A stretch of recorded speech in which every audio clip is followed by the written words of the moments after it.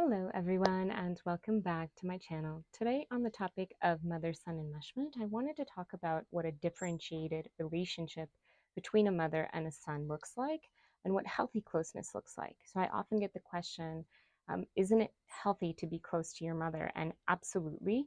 It doesn't really matter the level of closeness that exists there, so long as the relationship's closeness is serving the emotional and developmental needs of the son. So, characteristic of an enmeshed relationship is that there is an emotional role reversal in the parent-child relationship where the child ends up serving the parent's emotional needs, which interrupts their development. So they have a certain set of developmental needs.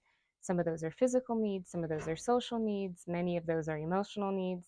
And part of those emotional needs are the necessity for the parent to hold space for the child's emotional development process and to slowly allow the child to develop more and more freedom and autonomy that's developmentally appropriate. In a mother-son enmeshment dynamic, the mother ends up holding that child a little bit too close to her because she's serving her own emotional needs in one way or another. So, in a differentiated mother son relationship where the mother is differentiated and emotionally mature, the mother has a very healthy relationship with grief, meaning she can hold space for her own grieving process as she slowly lets that child go into the world and develops a different relationship with that child and a different level or a different type of closeness at every stage of that child's development. So the way she relates to that child when that child is 6 months old and still breastfeeding and attached to her physically is very different than the way she's going to relate to that child when he's already walking, and maybe one or two, and then when he goes off to pre-K and then to to primary school if that's the choice, and versus homeschooling. So she's relating to that child very differently when he's 6 months, when he's 6 years old, when he's 16 years old. Maybe when he's 6 months it's appropriate to co-sleep. When he's 16 it's not. Same thing emotionally. So it is not emotionally appropriate for a mother to use her son in any way, shape, or form to meet her own emotional needs, either for companionship, for co regulation, for soothing, for venting, whatever she may be needing from him emotionally. It's appropriate for her to get that met from other adults or from whatever internal processes she has with herself. So a differentiated mother is doing a really good job to provide for herself emotionally and ensure that she has a very strong network of adult relationships that are emotionally available to her, and so that she's feeling emotionally nourished often, all the time, so that she doesn't end up feeling depleted and then making the parent child, the mother son relationship conditional and pulling emotionally from that son, which is what happens in mother son enmeshment. The other is that she's very emotionally responsible. She's very clear when she's having an emotional experience that belongs to her and does not expect her child to have to regulate that in any way, whether that emotional experience is fear of that child, leaving or no longer being present in one way or another, or it could be her anxiety, it could be her loneliness, it could even be a projected joy where she's living vicariously through her son's, youth and vitality and successes and achievements. So this emotional responsibility is really taking ownership of her inner world, of her emotional needs, of her emotional experience of life, of her emotional boundaries, and of regulating her nervous system in a diverse set of ways that does not include expecting the son to be that regulation mechanism for her. And then set the process of developmentally appropriate freedom.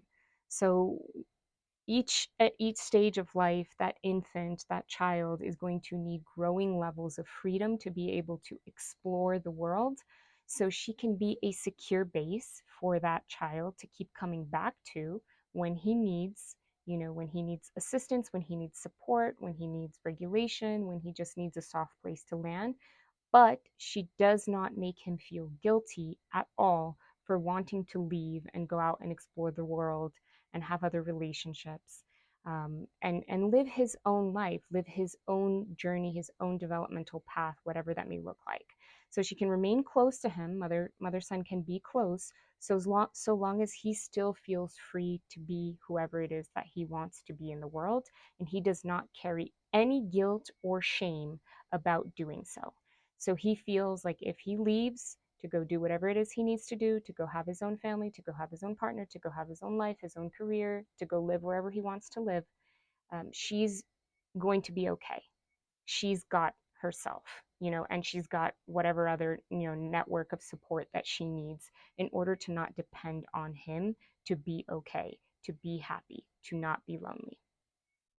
And so this is, to me, circling all the way back to the beginning, the direct relationship between grief and guilt. Whatever grief the mother is not willing to experience becomes the guilt that the son is going to have to hold. So if she can't let go and detach in a healthy way while still remaining close and present in her son's life in the way that he wants her to, so he determines the level of closeness, especially after he's an adult. So if she cannot hold her space for her own grief and let go and redirect that mothering energy to other aspects of her life as he becomes more autonomous, she's going to cling onto him. She's going to project her fears onto him. She's going to project her loneliness onto him. And in order for him to separate, for him to emancipate, for him to set boundaries and go live his own life, he's going to have to feel guilt, hold space for the guilt of making her, of disappointing her, of making her feel unhappy, of feeling responsible for her loneliness, of feeling responsible for not living up to her expectations of him. And this guilt will be very, very heavy for him to hold and to process and to kind of work through.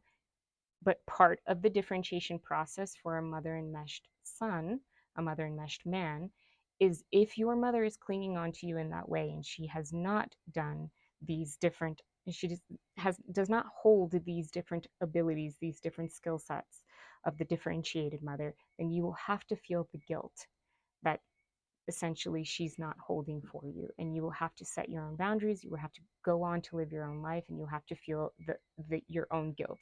That's the price of adulthood when you grow up in an environment, a family environment where there was developmental trauma, very specifically enmeshment. All right, everyone, thank you all for being here. Leave your comments below. Let me know what you thought of this video, and I'll see you in the next video.